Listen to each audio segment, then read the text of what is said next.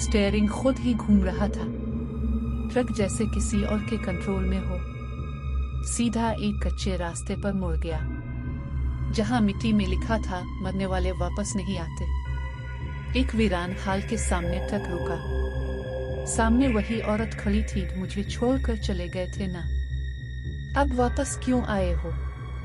कामरान के जिस्म से जैसे जान निकल गई हो। मैंने तुम्हें नहीं मारा, वो चीखा।